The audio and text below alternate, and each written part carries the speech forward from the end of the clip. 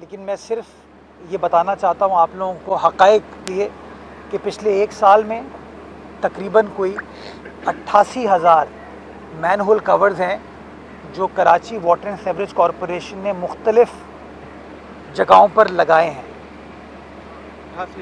88,000 और इस 88,000 में ये मैं आपको 30 नवंबर तक का फिगर दे रहा हूँ। मैं आपको बताना ये चाहता हूँ कि इसके अंदर तकरीबन कोई 55% नंबर है जो कि यूसी चेयरमैन साहिबान को दिया गया है, क्योंकि हम चाहते हैं कि जहाँ कहीं भी कमी को, तो इतना बड़ा शहर है, उस शहर के अंदर लोगों के मुख्तलिफ इश्यूज़ होते हैं तो वो यूसी चेयरमैन आइडेंटिफाई करता है। और हमने ये टास्क दी हुई है अपनी टीम को कि जैसे इस तरह का कोई इशू उनके सामने हाईलाइट हो तो आप उसका मदावा करें। और 88,000 का नंबर है जिसमें से 55 से 60% यूसी चेयरमैन साहिबान को दिए गए हैं। मुझसे कोई शख्स ये सवाल पूछ रहा था रात को, मैं ख़ुद गमगीन हूँ इस वाक़े के ऊपर, लेकिन किसी ने अगेन ये कहा कि कोई मेकनिज़म नहीं है कंप्लेन करने का। मैं बताना चाहूँगा कि हमने कराची वाटर सीवरेज कॉरपोरेशन में एक हेल्पलाइन बनाई थी इन्हीं मामलात के लिए, जिसका नंबर है 1334 1334 जिसका बुनियादी पर्पज़ ये है कि अगर पानी और सीवरेज के हवाले से किसी शख्स को कोई तकलीफ़ हो, कोई दिक्कत हो, तो वो इस हेल्पलाइन पर कंप्लेन कर सके, ताकि जो वाटर बोर्ड का अमला है, सीवरेज का अमला है वो रिस्पॉन्ड करते हुए उस इशू को रिज़ॉल्व कर सके। अगेन ये नंबर भी मैंने चेक किया है कि आया 1334 के ऊपर कंप्लेंट्स आती हैं या नहीं आती, और अगेन मुझे कंफर्मेशन मिली है कि यस 1334 के ऊपर कंप्लेंट्स आती हैं मैनहोल कवर्स के हवाले से, और उनको बरवक्त तरीके से रिस्पॉन्ड कर लिया जाता है। अब इस डिपार्टमेंटल स्टोर के बिल्कुल सामने ये कवर नहीं था, इसकी कोई कंप्लेन उनके पास नहीं थी, लेकिन मैं बरिउज़्ज़िम्मा उनको नहीं करता। लेकिन मैंने ये ज़रूर अपनी टीम को और डीसी साहब को टास्क दी है कि उसका सीसीटीवी फुटेज निकालें और चेक करें कि ये कितने दिन से ये कवर एक्सपोज था, बिकॉज़ ये हो नहीं सकता कि इतना बड़ा कोई डिपार्टमेंटल स्टोर हो उसके सामने ये चीज़ हो जाए। तो इसको हम चेक करवा रहे हैं, और चेक करने के बाद इसकी इंक्वायरी एक बार हो जाए, फैक्ट्स आ जाए, तो इंशाल्लाह वो मैं आपके साथ शेयर करूँगा।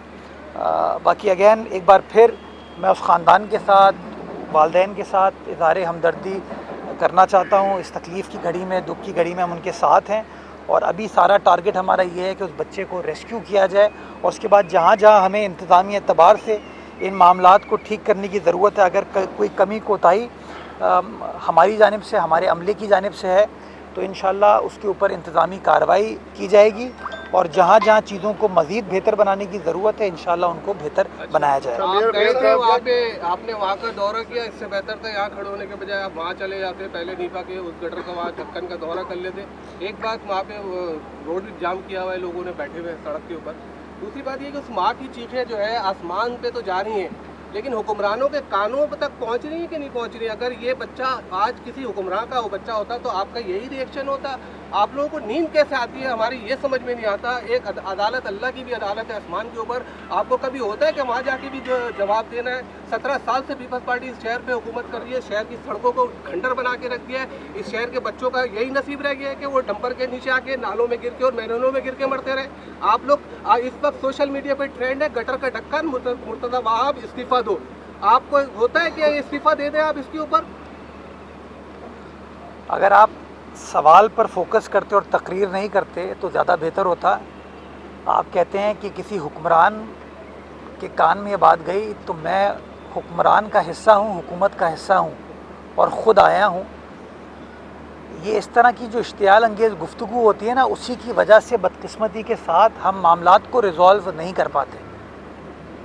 मसला बुनियादी तौर पर यह है, वो सड़क इस वक्त भी ब्लॉक है, क्यों? क्योंकि लोगों ने इश्तियाल क्रिएट करने की कोशिश की है। जो सड़क ब्लॉक करने से उन वालदैन का अगर मसला हल हो जाता है तो 100 बिस्मिल्लाह। ये शायद कोई ऑपोजिशन के दोस्त तो इस तरह सोच सकते हैं। मैं बहैसियत मेयर के इस बात से इत्तेफाक नहीं करता। मैं तो चाहता तो आज प्रेस कॉन्फ्रेंस कैंसिल कर देता, आता नहीं, लेकिन मैं ये समझता हूँ मेरी जिम्मेदारी है, मेरा शहर है, मेरे लोग हैं, तो मैं आया हूँ। और अगर मैं ज़ाती तौर पर जिम्मेदार हूँ, मैं तो ब्लेम गेम पर जाता नहीं हूँ। चाहूँगा तो ब्लेम गेम पे जा सकता हूँ। कौन जिम्मेदार है? अब मुझसे देखें, बात ये, या तो आप सियासत कर लें मेरे साथ या सहाफ़त कर लें। नहीं, मेरी बात सुनें, देखें ये बड़ा अनफॉर्चुनेट है तरीक़ेकार। देखें, सहाफ़त के नाम पे सियासी एजेंडे को प्लीज़ आगे करने की ज़रूरत नहीं है। आपने सवाल पूछ लिया और सवाल को मैंने बहुत ही तहम्मुल के साथ सुना, मुझे जवाब देने दें। ये बड़ा अनफॉर्चुनेट है तरीका। जिम्मेदार कौन है, मैं तो ये पूछ रहा था। अभी बहुत सारी चीज़ें, इसकी फैक्ट फाइंडिंग हो जाए, इसका जवाब आपको मिल जाएगा। मैं तमाम बातें आपको बता दी, तो ये बड़ा अनफॉर्चुनेट है। बाकी ऊपर वाले को जवाब मुझे भी देना है, आपको भी देना है, हम सबको देना है। अच्छा भाई एक मैं जवाब दूं, मैं इन चीज़ों से, मैं ऊपर वाले के सामने जवाब दूं, आपके सामने भी जवाब दूं, अवाम के सामने भी जवाब दूं। ये तरीक़ेकार दुरुस्त नहीं है। मेरा रब जानता है मेरी नीयत को, मेरे काम को, और आई एम श्योर आपका रब भी आपकी नीयत को, आपके काम को जानता है। तो ना आप मुझे जज करें, ना मैं आपको जज करूं, तो वो ज़्यादा बेहतर होता है। ये बताइएगा, जो बड़े अलमदार बनते हैं बल्दियाती चेयरमैन, वो कहते हैं कि सारी जिम्मेदारी केएमसी की, लेकिन वो सब चीज़ें छुपाते हैं। कल रात जब मीडिया ने हक़ाइक़ बयान किए तो एक सियासी जमात के कारकुन बाहर निकले और उन्होंने मीडिया पर तशद्दुद किया, हमला किया। इस तरह के वाक़यात को क्या समझते हैं कि जमात इस्लामी के चेयरमैन अपनी कारकर्दगी छुपा लेंगे? इस तरह के वाक़यात गली मोहल्लों में सबसे ज़्यादा होते हैं। ये तमाम तर जिम्मेदारी टाउन चेयरमैन की होती है। क्या ये सिर्फ मुनाफकत ही करते रहेंगे या इसी तरह ये दावे करते रहेंगे ये जिम्मेदारी हमारी नहीं है? कहाँ कहाँ तक जिम्मेदारी से भागेंगे? देखिए, मैं हमेशा ये बात कहता हूँ कि झूठों पर खुदा की लानत, मुनाफिकों पर खुदा की लानत। अल्लाह सुब्हाना ताला फ़ैसला करेगा कौन झूठा है, कौन मुनाफिक है। मेरा ईमान बड़ा क्लियर है। मैं कल दोपहर को वहाँ पे हमारा K4 ऑगमेंटेशन का काम चल रहा है, उसी सर्विस लेन पे आगे उर्दू साइंस कॉलेज के पास।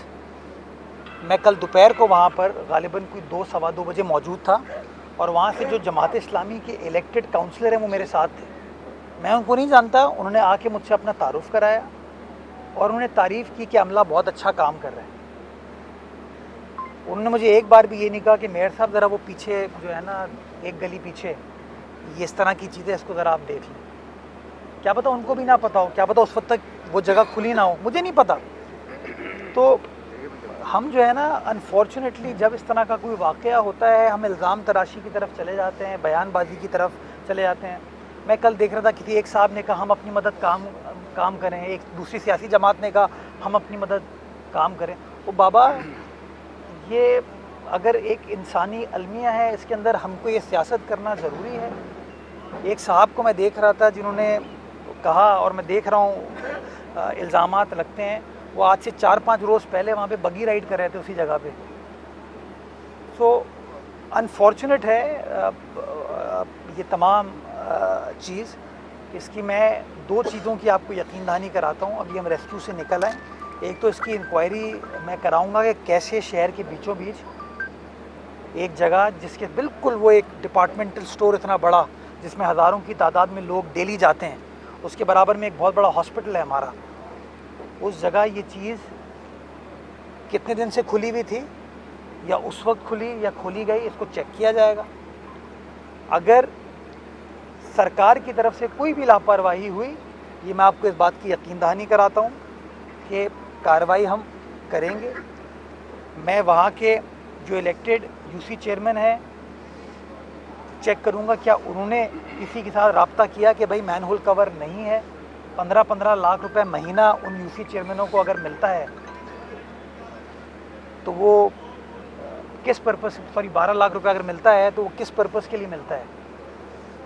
क्या ये कहते हैं 500-600 रुपये का, 1000 रुपये का ढक्कन ये लोग नहीं लगा सकते? ये बड़ा अनफॉर्चुनेट है।